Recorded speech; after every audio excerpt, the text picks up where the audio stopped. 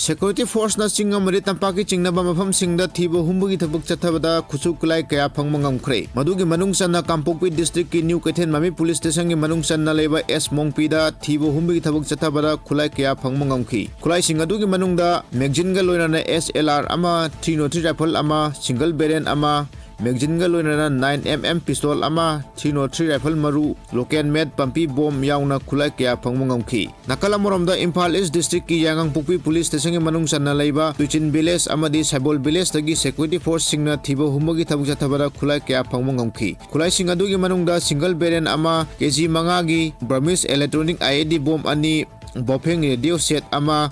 amadi 60mm 45mm 75mm 82mm sangba pampi gun kaya phangma ngamkhi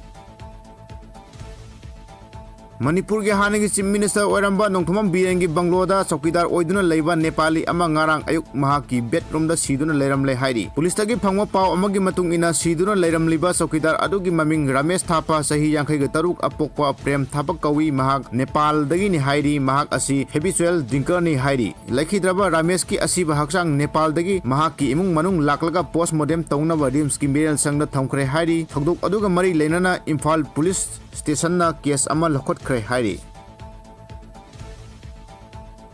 Imphal East District ki Ilbung Police Station ki manung channa laiba Kerau Wangkim Mamang lekai degi aina thingkraba Lalolup KCP Noyon gi active cadre ani security force singna phagat pangamkhre phagalaba KCP Noyon gi active cadre ani adudi singa kham lala maitai atopa mingna haisingba sei kunthra ga manga amasung Laikhoram Henju Maitai atopa mingna Henju laba atopa ming laba amadi ayangba chai kunthraga tarukni makoi ani dagi magazine ga loinana kapa yariba maru mari ga loinana 32 pistol ama mobile phone ani makoi ani dagi phangma ngamkhi Kadaji Youth Welfare Association Club KYWSC na sinduna tha asigi manga degi hogduna KYWSC trophy lising ani kumanga gi pangthuk lagani haina KYWSC gi general secretary Namairapam Birandana phongdokre ngarang numidang wairang wabugai Kadajit ta leiba KYWSC ground na pangthuk khiba paugi mifam amada wafam asi phongdok laduna Binandana makata na haikibada trophy asi pangthokpagi maramdi lamdam asida inkhalakliba naha kayabu nisagi ipakra tauduna leirakpa nisa sabagi sang hengkalakpa kayadagi ngakthoknaba naha singbu masa mau phaba khunai asigi maru sangba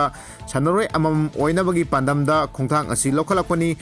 sana khonabara thawai yaujaba naha amadi ahan singbu semba ngamdrabasu club asigi maikai angam makhra thabak oina uchabani KYWSC trophy asi maru oina football da hena mieng sanglaga pangthokani loinana numidagi matamda khaktada sanagani trophy asida punna team kungani pana saruk jagani haiki